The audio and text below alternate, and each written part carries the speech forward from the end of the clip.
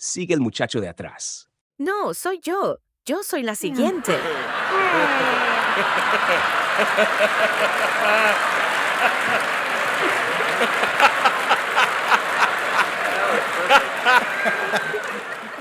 No pude resistirme.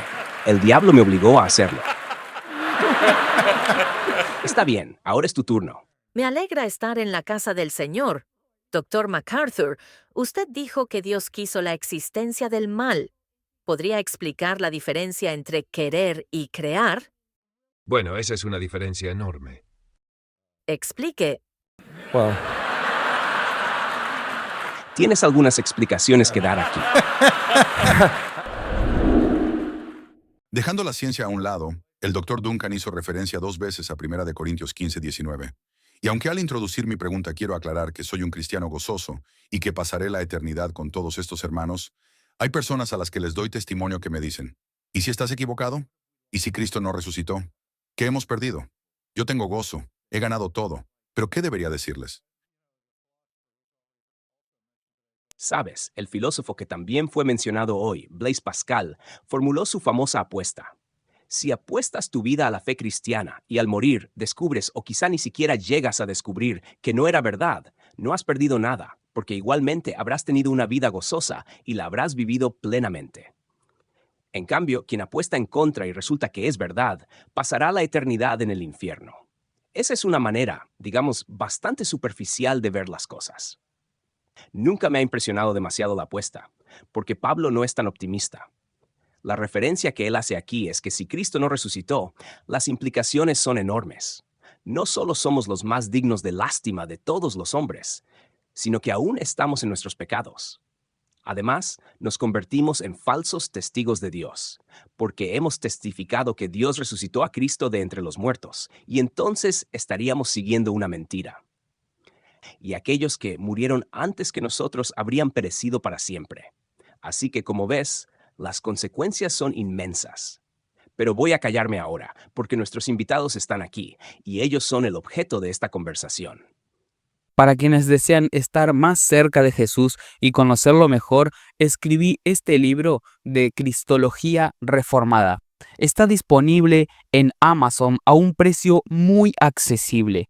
Pero si usted no tiene el dinero para adquirirlo, envíeme un correo al mail que aparece en pantalla y se lo facilitaré totalmente gratis, sin solicitarle ningún tipo de explicaciones. Hola, buenas tardes. Mi pregunta es para el Dr. Duncan. Usted afirmó que la ciencia no posee las herramientas necesarias para probar o refutar los orígenes de la vida. ¿Podría ampliar esa idea? Y también, ¿esto se aplica a quienes sostienen la teoría del diseño inteligente? Parecen intentar usar la ciencia para demostrar la existencia de Dios. ¿Las herramientas de la ciencia son igualmente limitadas para quienes defienden el diseño inteligente? Cuando los partidarios del diseño inteligente argumentan a partir de la complejidad microscópica y del contenido mismo de la creación como evidencia de un diseñador, eso es perfectamente legítimo. Pero es algo muy distinto afirmar que se poseen las herramientas de la ciencia para refutar la existencia de Dios o el origen, o para refutar la visión cristiana de los orígenes. En un caso puede extraerse mucha evidencia. En el otro, uno se sale del ámbito de lo que un proceso empírico es realmente capaz de hacer. Como dije, los filósofos entrarían en escena y señalarían que hay cosas para las cuales el estudio empírico puede darte una respuesta, y hay otras para las cuales no puede hacerlo. Por ejemplo, si un científico materialista dijera, si no se puede medir ni pesar, no es real, un filósofo podría responder, ¿y qué hay de las leyes del pensamiento y las leyes de la lógica?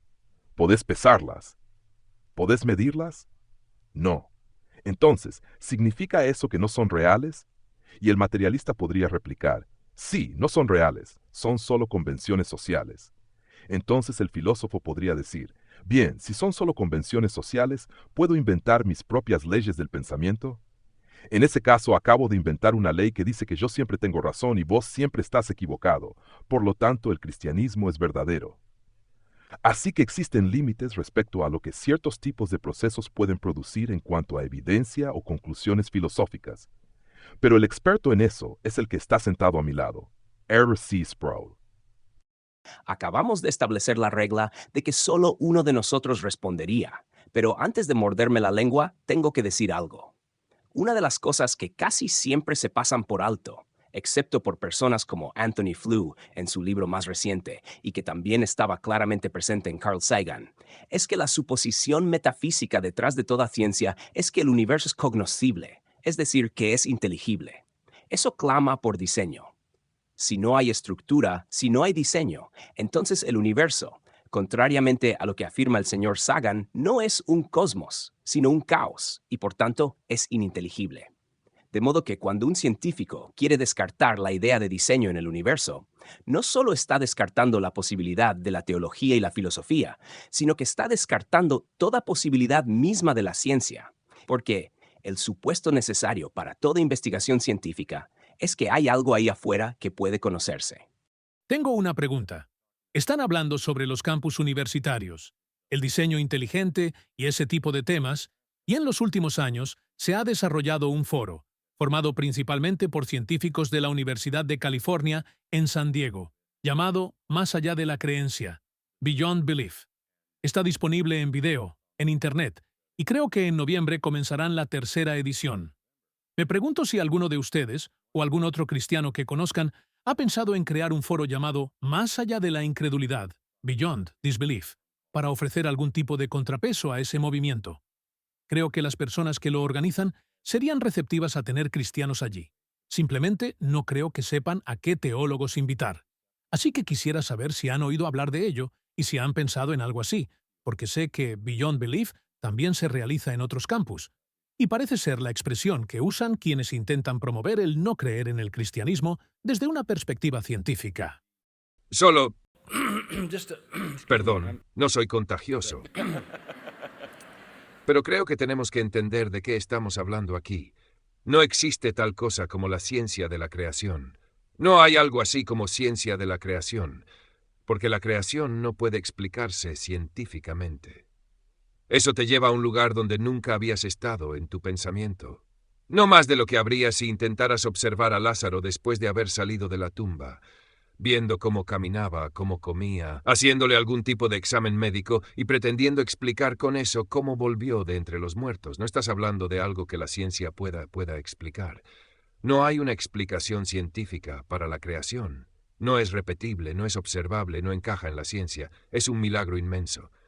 Entonces, lo que ocurre es... Bueno, debería decirlo otra vez, en fin, como sea. Aquí va lo que quiero decir. Los llamados científicos de la creación. Lo único que hacen es refutar la evolución. Siguen diciendo que no puede suceder, que no sucede, que la genética demuestra que no sucede, que nunca ha sucedido, que no la vemos, que no la hemos visto, que no la veremos. No puede suceder, no puede suceder, no puede suceder. Al final del día está bien, te lo concedo, pero eso no me dice nada sobre la creación, porque la creación es un milagro divino. Así que, si querés saber acerca de la creación, solo tenés una fuente, la revelación. Si vas a reunir a un grupo de personas, deben ser personas que crean en el libro del Génesis, que puedan explicarlo y demostrar que la ciencia, lo que es y lo que puede observarse hoy, es coherente con ese relato. Lo que yo veo en el diseño inteligente es un refugio intermedio para quienes se enfrentan al hecho de que la evolución no lo explica, que se topan con la realidad de la finalidad y el diseño, pero no quieren el relato bíblico.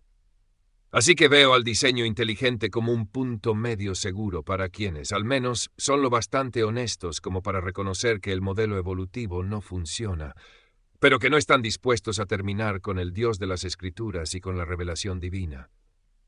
Por eso creo que, hacia donde los cristianos deben ir, y lo que debemos proclamar, es la fe en el relato bíblico, que es el único relato.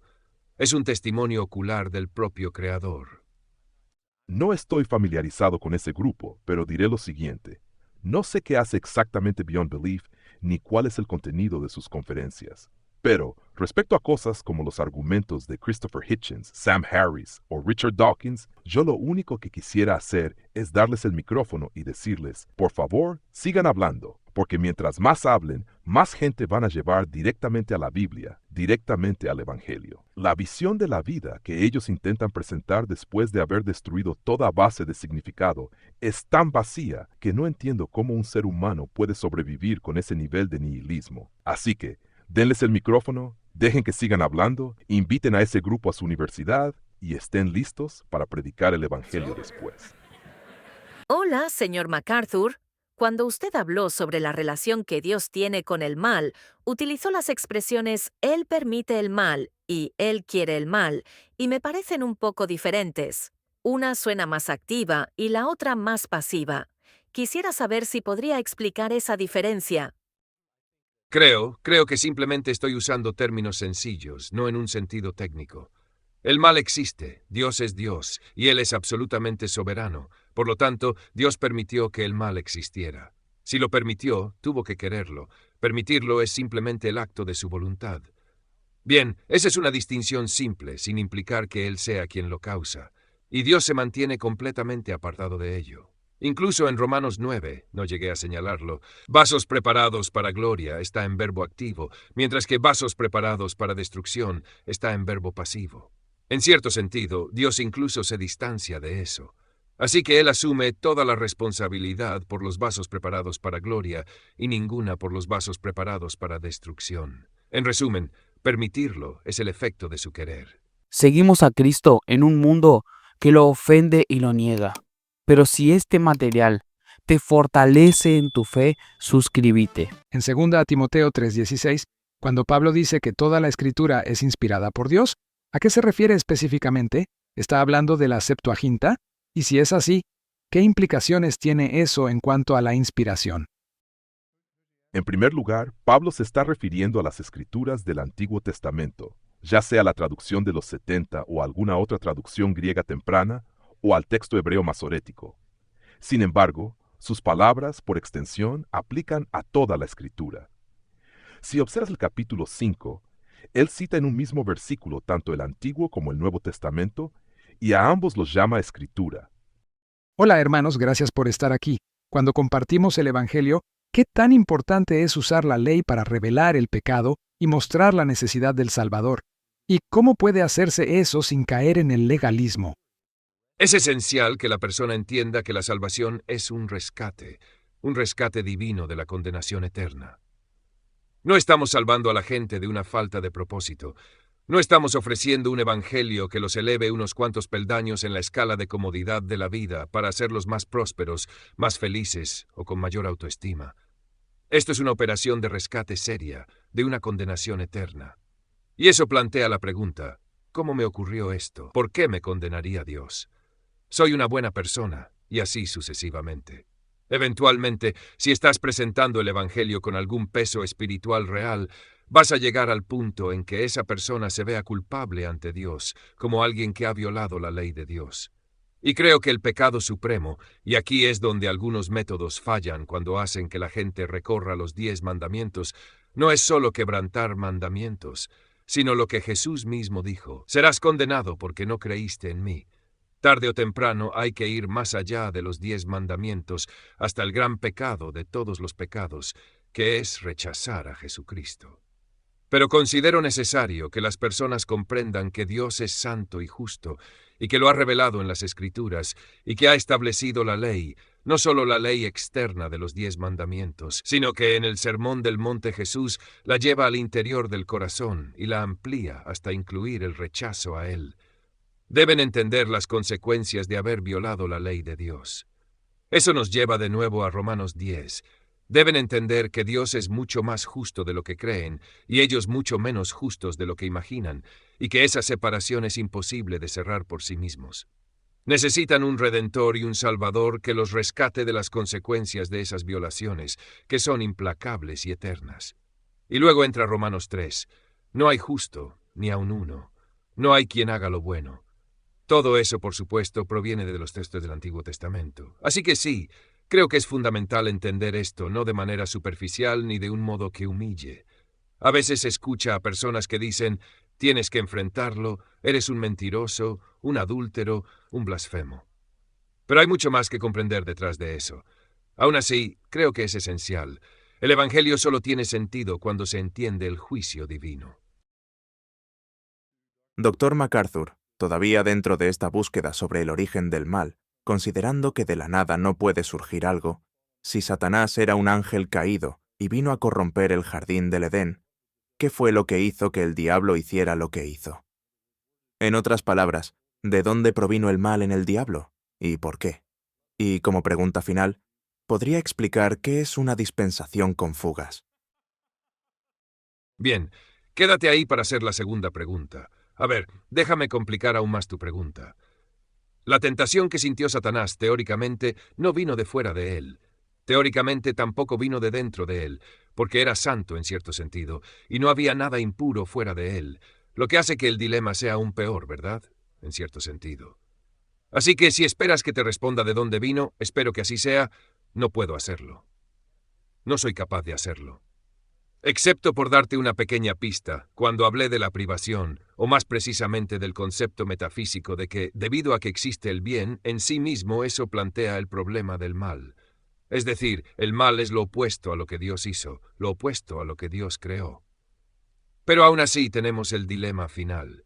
¿De dónde vino el impulso para ello? Sabemos de dónde vino en el huerto, pero en el cielo no lo sabemos. No sabemos de dónde vino. Usted se ha descrito a sí mismo como un dispensacionalista con fugas, y me pregunto qué significa realmente eso. Bueno, porque tengo que distanciarme de lo que la mayoría de la gente entiende por dispensacionalismo. Ya sabes, 7 dispensaciones diferentes, 2 nuevos pactos, la diferencia entre el reino de los cielos y el reino de Dios, y que el libro de Gálatas se aísla a sí mismo y Santiago no tiene nada que ver con nosotros, y todas esas cosas enrevesadas que se imponen al texto. Yo simplemente creo, y esta es la síntesis de todo mi supuesto dispensacionalismo, que aún hay un futuro para Israel como nación, como entidad dentro de los propósitos de Dios. Absolutamente, porque eso es lo que se promete en el Antiguo Testamento, y eso es todo. Y cualquier cosa que se conecte o relacione con eso, tomo el Antiguo Testamento literalmente, tal como está, y no estoy dispuesto a cambiar mi hermenéutica cuando llego a esos pasajes y hacer que las promesas dadas a Israel se conviertan en promesas para alguna otra entidad, incluida la Iglesia. Así que para mí eso es puramente una cuestión exegética, ser coherente con la hermenéutica, en lugar de un sistema impuesto, más complejo y, creo, muy difícil de defender bíblicamente. Todos creemos en dispensaciones. Todos entendemos el antes de la caída y el después de la caída, el antes de la ley y el después de la ley, el antes de la cruz y el después de la cruz. Entendemos esta era y la venidera. Así que todos comprendemos que existen diferentes economías en las que Dios ha obrado. Hubo un tiempo en que Dios pasó por alto ciertas cosas, y ahora manda a todos los hombres en todo lugar que se arrepientan. Hechos 17. Se trata entonces de asegurarse de que esas distinciones sean bíblicas, y no distinciones externas impuestas al texto. Sí, supongo que esta pregunta es algo providencial con respecto a la respuesta que usted acaba de dar. Creo que todos estarían de acuerdo en que entre los tres están unidos en torno al Evangelio de Cristo y que la teología reformada es conocida por ser una teología doctrinal, que pone gran énfasis en la doctrina. ¿Qué se hace en una iglesia cuando, como sé que sucedería entre ustedes tres si conversaran el tiempo suficiente, comienzan a surgir algunas diferencias en las perspectivas doctrinales? Por ejemplo, el dispensacionalismo del Dr. MacArthur y la teología del pacto de R.C. Sproul. ¿Podrían existir diferencias en cuestiones como la escatología y otros temas? Están unidos en mucho, pero divididos en ciertos puntos. ¿Cómo se maneja eso dentro de una congregación? Porque he visto iglesias dividirse por esas cosas. ¿Qué hacen ustedes en ese caso? Bueno, ya que soy el raro aquí entre estos teólogos del pacto, es cierto, en realidad. Solo quiero que comprendan esto. En lo que discrepamos es mínimo, y gran parte tiene que ver con la escatología. Y en cuanto a la escatología, me siento humilde ante las palabras de Pedro, quien dijo que incluso los profetas del Antiguo Testamento miraban lo que habían escrito para entender de qué persona y de qué tiempo hablaban. Así que, cuando tratás temas escatológicos, decidís interpretar los pasajes de una manera o de otra, pero todos entendemos que somos humildes ante la realidad de que lo que aún no ha sucedido no puede conocerse plenamente, especialmente cuando muchos de esos pasajes escatológicos son de naturaleza visionaria más que simples declaraciones históricas directas. Pero eso pertenece al futuro. Así que creo que además de eso y quizá de algunas otras cuestiones eclesiológicas, diferimos poco. En el 98% de las cosas que enseña la Escritura estamos completamente de acuerdo, desde la teología propiamente dicha, pasando por la bibliología, hasta la soteriología, la cristología, la pneumatología, la mariología y la angelología. Y finalmente, cuando llegamos a la eclesiología, tal vez discutamos sobre el modo del bautismo y ese tipo de cuestiones, y luego llegamos a la escatología, donde hay algunos puntos de división en ese punto. He intentado minimizar esas diferencias en mi comprensión de la Escritura, pidiendo que no se me llame dispensacionalista, porque ese es un término cargado. De hecho, Hertzner dijo una vez que yo era el único dispensacionalista que había conocido que no llevaba su sistema hasta sus conclusiones lógicas. Dijo eso cuando estaba dando una serie en nuestro seminario. No podía entenderme, porque le molestaba que no tuviera una lógica consistente. Le preocupaba a dónde iba a terminar. Si no era donde terminan todos los dispensacionalistas, sería en algún otro lugar trágico. Lo inquietante de tu pregunta, para mí, es que lo peor que uno puede hacer, considerando que la doctrina a veces divide, es huir de la doctrina. Eso sería como decir que la verdad de Dios no importa. Y Dios nos libre de llegar a decir en la iglesia, no enseñemos esto porque alguien podría molestarse o sentirse ofendido, y podríamos tener una división. Una iglesia que no se preocupa por la doctrina es una iglesia muerta. Pero creo que algunas personas usan la doctrina como un gran garrote, ¿verdad? Y golpean a otros con ella. Yo pienso que, como pastor, uno debe alentar al de corazón débil, ayudar al débil, mostrar paciencia constante, macrotimía, ya sabes. En nuestra iglesia tenemos una declaración doctrinal de unas 14 o 15 páginas. La llamamos lo que enseñamos, no lo que creemos, porque todavía no todos lo creemos. Y no le decimos a alguien que tiene que firmar esa declaración doctrinal para unirse a la iglesia, porque no quiero pasar mi vida entera predicando lo que ya creo a personas que también lo creen. Eso sería redundante. Sé que toda esta gente está en proceso. Lo único que pedimos es, ¿estás dispuesto a someterte a la instrucción que se va a construir sobre esto? Así que creo que se trata de ser pacífico, de ser amable, de seguir la paciencia de Cristo, que se esforzaba por comunicarse con sus apóstoles, que como todos sabemos eran bastante torpes, y volvía sobre lo mismo una y otra vez. Creo que se trata de paciencia y amor. Es la actitud de primera a los Corintios, capítulo 13. Y sé que hay un lado de mí que, si solo escuchas un sermón o lees un libro, podrías pensar que Grace Church es un lugar bastante rígido. Nuestra doctrina es clara y no dudamos en proclamarla, pero la Iglesia debe estar impregnada del amor paciente de su liderazgo, permitiendo que las personas estén en el proceso en que el Espíritu de Dios obra en sus corazones mediante la verdad que se les enseña, llevándolos a esa convicción. Si entras en una iglesia e intentas arrojarles la teología reformada a la cabeza a las personas, vas a provocar una pelea, porque la gente tiene razones para creer lo que cree. Alguien les dijo que eso era la verdad de Dios, y para ellos es sagrado. Definitivamente hay un proceso en permitir que las personas avancen, y hay que asegurarse de que haya apertura, generosidad y gracia en la proclamación de estas verdades, sin titubear en las verdades mismas.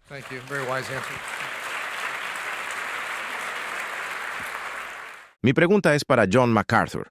Quisiera saber si usted considera que mi teología o mi manera de creer es correcta, bíblica o no, lo que sea. Cuando recién me convertí en cristiano, durante los primeros, 5 o 6 años, empecé a aprender. Ni siquiera sabía, por ejemplo, que Juan el Bautista y el autor del Evangelio de Juan no eran la misma persona. Así que tuve que aprender de mi pastor, hacer preguntas y todo eso. Luego comencé a leer ciertas cosas que decían, no deberías hacer esto. Y repetían lo mismo una y otra vez. Y yo pensaba, bueno, tengo que dejar de hacer esto. También escuchaba sobre la importancia de disciplinas diarias, como leer la Biblia por la mañana, comenzar el día con el Señor, apartarse del pecado, y cosas así. Eso se volvió mi enfoque. Pero luego conocí gente que me decía, bueno, eso es teología del antiguo pacto, o eso es legalismo, y cosas por el estilo. Así que, en los últimos 7 años más o menos, la segunda mitad de mi vida cristiana, empecé a tener miedo de estar actuando como un fariseo. A veces pienso, ¿será que soy un fariseo? ¿Será que estoy equivocado? Incluso alguien me dijo una vez, bueno, tú te sientes feliz cuando haces lo que crees que Dios quiere que hagas, pero cuando no lo haces, te deprimes. Y es algo cierto, en parte. Entonces me pregunto, ¿Esa es la manera correcta de crecer como cristiano? ¿Y cómo puedo saber si no estoy intentando ganarme la bendición de Dios o algo por el estilo? Bueno, ante todo, no sé con quién te estás cruzando, pero descarta a toda esa gente, ¿de acuerdo? Necesitas escuchar a las personas correctas diciéndote las cosas correctas. Como niños recién nacidos, desea la leche pura de la palabra para que crezcas por medio de ella, si es que has probado que el Señor es bueno. Si has visto la bondad del Señor en tu salvación, si has visto lo que el poder de la verdad hizo para salvarte, entonces entendés lo que el poder de esa misma verdad hará para santificarte. Si realmente has sido regenerado y convertido, vas a desear, vas a anhelar las cosas que la nueva naturaleza anhela. Vas a tener aspiraciones santas. Es irresponsable y está mal decirte que buscar la obediencia a la palabra de Dios es una forma de legalismo. Eso suena al viejo antinomianismo clásico, la idea de que donde el pecado abundó, sobreabundó la gracia. Por lo tanto, más pecado significa más gracia, y se olvidan de la parte que dice de ninguna manera. Creces por medio de la palabra de Dios. El hombre no vive solo de pan, sino de toda palabra que sale de la boca de Dios. Santifícalos en tu verdad, tu palabra es verdad. Juan 17. Ahora estás en un proceso de santificación. Estás siendo conformado a la imagen de Dios. Tenés nuevos impulsos, nuevos anhelos, nuevos deseos. Decimos esto, uno sabe que es cristiano no por la perfección de su vida, sino por la dirección de su vida. De pronto, te estás moviendo hacia las cosas que tu corazón desea. Tenés un nuevo conjunto de valores, nuevos motivos, nuevos deseos. Tenés apetito por la verdad, hambre de honrar a Cristo, y no querés desagradarlo. Todas esas son las inclinaciones del hombre nuevo. Y una característica dominante de ese hombre nuevo, según la primera carta de Juan, es que si decís que perteneces a Cristo, caminás como Él caminó. Y Jesús no era un legalista, pero guardó la ley de Dios perfectamente. Él es el modelo. Eso no es legalismo. El legalismo dice, soy capaz de ganar mi salvación por lo que hago. No creo que vos creas eso. Así que entendés que la salvación es por gracia, y los impulsos y anhelos de esa nueva vida no deben reprimirse, sino aprovecharse al máximo. Por eso, toma cada oportunidad que tengas para exponerte a la palabra de Dios, entenderla e implementarla en cada área de tu vida.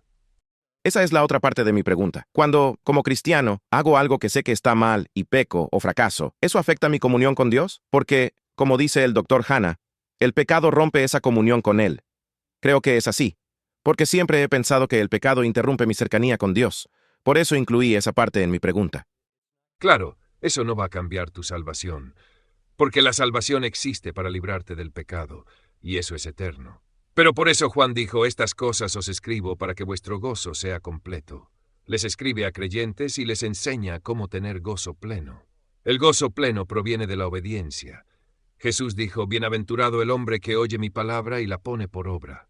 Así que, si no lo haces, vas a perder ese gozo. Vas a sentir el golpe de tu conciencia que te acusará. Incluso podrías perder tu seguridad de salvación. Eso forma parte de ello. La obediencia te trae la plenitud del gozo que nace de la plenitud de esa relación, y la desobediencia quita ese gozo. Por eso David dijo, restáurame el gozo de tu salvación, no mi salvación, sino el gozo de mi salvación. Thank you. Over here.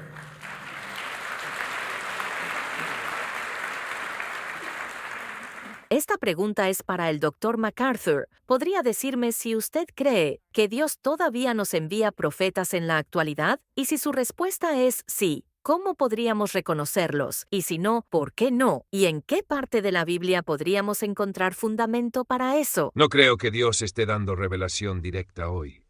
Creo que Efesios capítulo 2, versículo 20, dice que la iglesia fue edificada sobre el fundamento de los apóstoles y los profetas. Pones el fundamento y luego edificás sobre él. No pones el fundamento otra vez en el piso 20.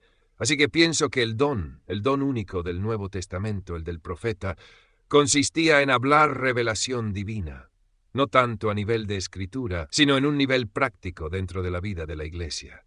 Y creo que los apóstoles cesaron. Ellos fueron únicos. Obviamente los 12 fueron únicos. Vieron al Cristo resucitado. Creo que incluso hubo apóstoles de la iglesia que tuvieron una responsabilidad particular de liderazgo. Pero creo que los apóstoles y los profetas fueron fundacionales. Fue uno de esos dones revelatorios temporales que Dios dio en el tiempo anterior a que las Escrituras estuvieran escritas. Ahora tenemos las Escrituras, que son la fe una vez dada a los santos y están completas, íntegras. No hay más revelaciones de Dios. Eso no significa que Él no nos guíe, ni que el Espíritu no nos dirija, pero ya no hay revelaciones verbales provenientes de Dios. Si decís que las hay, te encontrás con un dilema, como leí en un libro hace algunos años.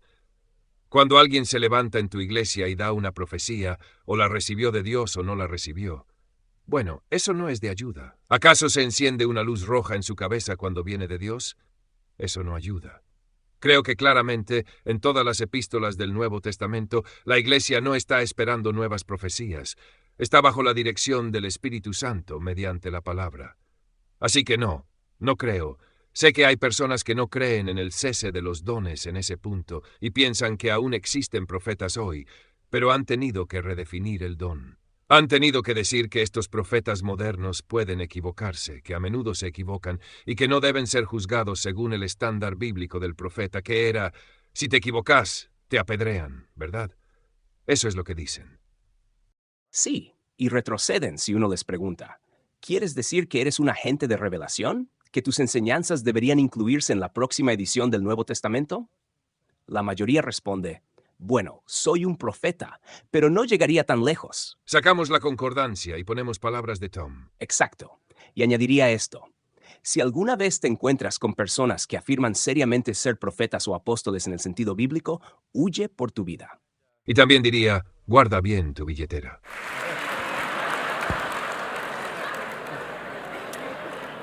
Este comentario se refiere a la conferencia del Dr. Duncan sobre el materialismo y el ateísmo desenfrenados que vemos hoy entre los principales científicos.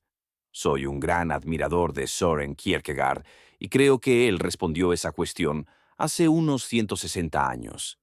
Técnicamente hablando, él decía que toda ciencia se encuentra o bien en una inmanencia lógica, o bien en una inmanencia dentro de una trascendencia que no puede explicar. Dicho de manera más sencilla, que los matemáticos y astrónomos se salven si pueden con sus magnitudes infinitamente pequeñas que desaparecen, pero en la vida misma eso no ayuda a un hombre a aprobar sus exámenes, y mucho menos a explicar el espíritu.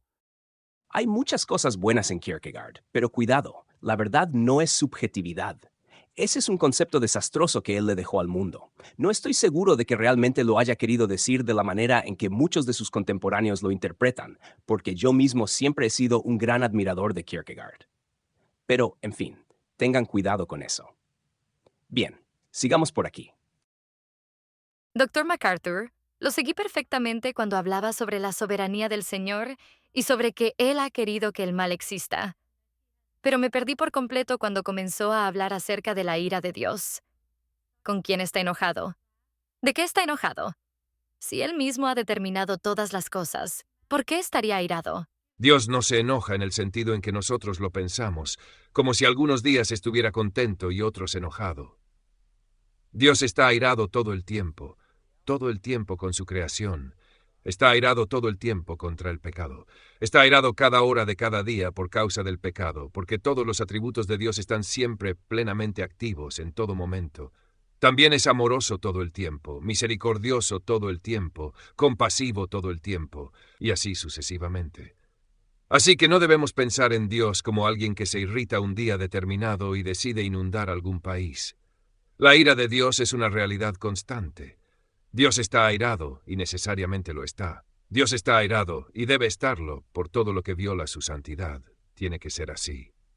Recuerdo que hablábamos de esto con Sinclair Ferguson en la conferencia Banner of Truth en Inglaterra, organizada por Ian Murray.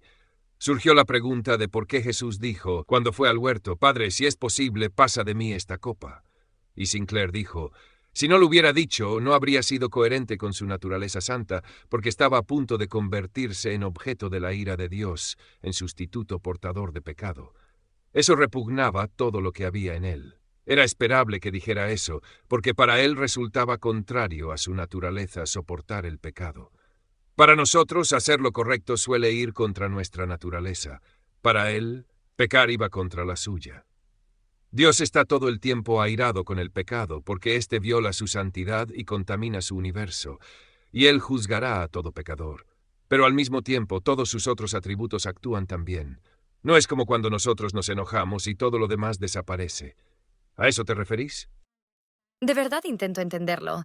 Y no es que esté cuestionando lo que usted dijo, pero me cuesta conciliarlo. Si Él está todo el tiempo airado contra el pecado, ¿no pone eso en duda su soberanía? Porque, siendo el Señor soberano, ¿cómo podría permitir una situación que contraríe su voluntad y que lo haga enojarse? Porque la ira, para Él, no es pecado. La ira en Dios es una manifestación de su santidad, una expresión de su justicia. Él tiene todo el derecho y todo el deseo de manifestar plenamente su gloria. ¿Entiendes que existe algo llamado ira justa? ¿Te enojarías si alguien entrara y abusara de tu hijo?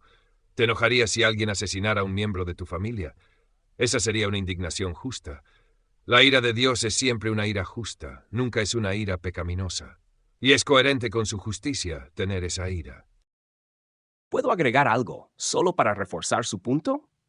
Que Dios ordene el mal no significa que el mal sea bueno. No podemos llamar bueno a lo malo ni malo a lo bueno.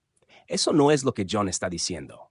Él está afirmando que nada puede suceder fuera de la voluntad soberana de Dios, y que, en cierto sentido, Dios quiere todo lo que acontece, incluida la caída, y lo quiere para su propia gloria. Porque cuando Él quiere que exista el mal, no es porque considere que el mal sea bueno, sino porque considera bueno que exista el mal, ya que incluso en la presencia del mal, Él manifiesta su justicia, manifiesta su santidad. Y cuando Él quiere que el mal llegue a existir, al mismo tiempo quiere su propia ira contra ese mal. Así que, en realidad, no hay ninguna contradicción allí. Pero adelante, continúa. Pastor John, en cuanto al sufrimiento, hablo del sufrimiento físico en nuestra salud personal. Si una persona ha estado enferma crónicamente durante muchos años y luego recibe un diagnóstico de una enfermedad terminal que posiblemente podría ser curada, puede decidir no recibir tratamiento y simplemente ir a casa para estar con el Señor. ¿Sería eso moralmente incorrecto? ¿Cómo respondería usted a esa situación? Absolutamente no. En absoluto. Para un creyente, ir al cielo es ganancia. Para mí, el vivir es Cristo y el morir es ganancia. Mucho mejor es partir y estar con Cristo. No, eso surge muchas veces en el ministerio pastoral. El cielo es mucho mejor y a veces ante el dolor y la inevitabilidad de ciertas circunstancias, no es raro que las personas decidan no recurrir a medidas heroicas para prolongar la vida. Creo que hay un instinto natural en nosotros de querer sobrevivir y vivir, y que la mayoría de los creyentes que tienen una gran esperanza del cielo luchan por las personas que los rodean, por aquellos que los aman, por quienes dependen de ellos y los necesitan. Pero no creo que, particularmente para los cristianos, sea obligatorio en ningún sentido agotar todas las alternativas médicas posibles. Yo estaría más inclinado a hacerlo con un incrédulo, solo para extender un poco más la oportunidad de que escuche el Evangelio. Tengo una pregunta para el Dr. MacArthur. Anoche durante la reunión, uno de los hermanos mayores contó que hace un par de años estaba hablando con un joven y éste le dijo que simplemente no podía creer en Dios. Era porque había sido abusado sexualmente cuando era niño y no podía entender cómo un Dios que es amoroso y todopoderoso pudo permitir que eso le sucediera. Entonces, me gustaría saber cómo respondería usted a un joven para quien el mal es algo tan personal y tan doloroso. Bueno, creo que ante todo diría que tienes una visión muy personal del universo si piensas que la realidad de si Dios existe o no depende de lo que te haya pasado a ti. Eso significa que has sobreestimado tu propia importancia al decidir cuestiones tan grandes. Es un enfoque realmente miope. Pero en un nivel práctico, pastoral, le diría a una persona así: todos vivimos con el mal. Todos vivimos en un mundo caído. No eres la única persona a la que le ha ocurrido algo malo. Pero mucho más importante que el mal que te sucedió es el mal que está en ti. Yo intentaría llevarlo directamente a reconocer eso, porque si alguien no pasa de lo que me hicieron a lo que soy, no puedes llevarlo a la cruz. Tiendo a pensar que en la mayoría de los casos eso es simplemente una excusa. Sacar ese argumento es solo una manera de justificar su incredulidad, porque no quiere lo que el Evangelio ofrece, no quiere la vida cristiana. Sin embargo, cuando tratas con personas que culpan al mal fuera de ellas, lo que realmente necesitan es enfrentar el mal dentro de ellas, la violación de la ley de Dios en su propio corazón. Desde ahí, hay que guiarlas hacia las Escrituras y hacia el Evangelio. Sigue el muchacho de atrás. No, soy yo. Yo soy la siguiente.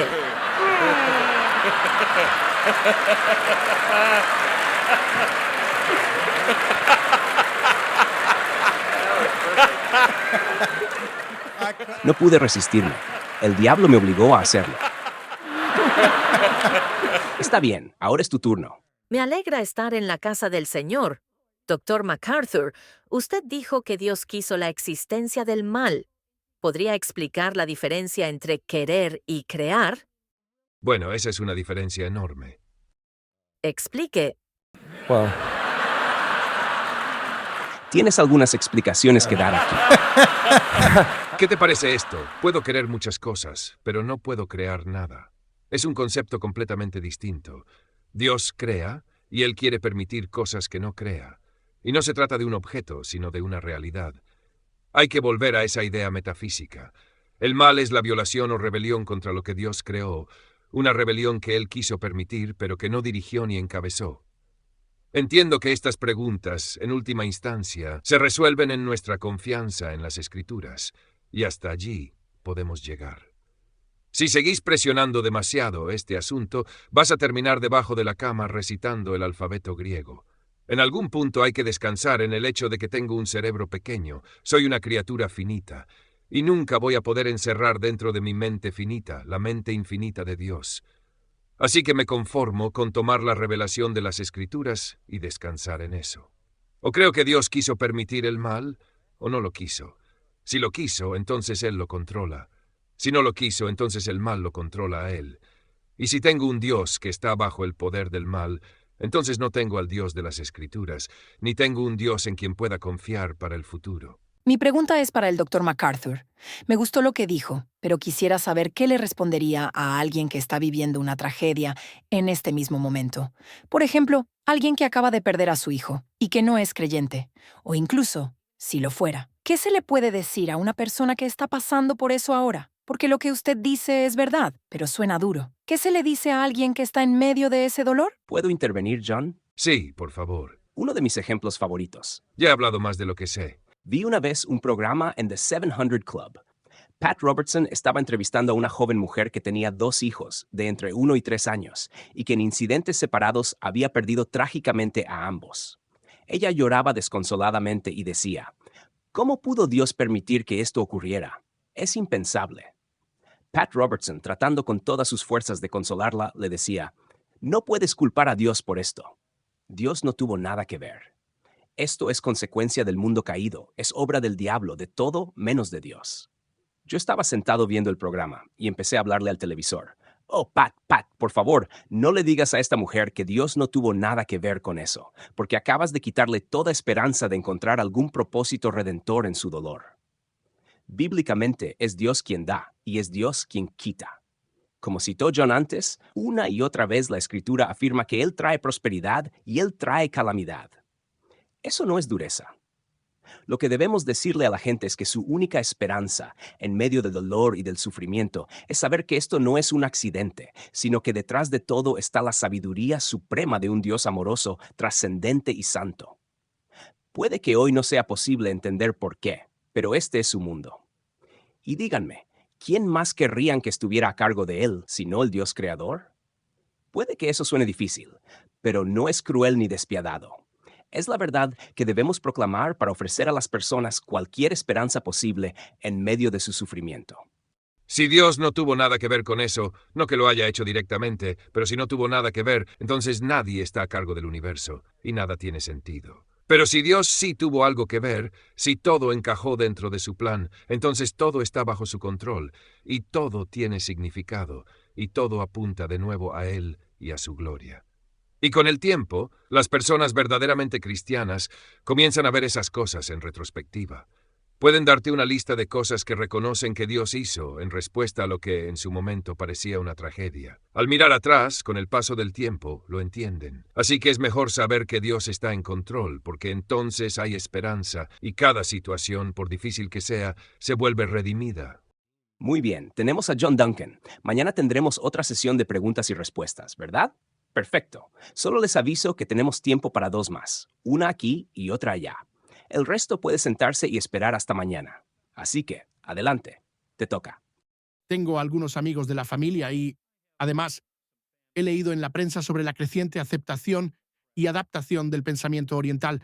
Me llama particularmente la atención el creciente número de estadounidenses que creen, de una forma u otra, en la reencarnación. ¿Podría hablar sobre cómo responder a eso desde la fe cristiana y cómo guiarlos correctamente?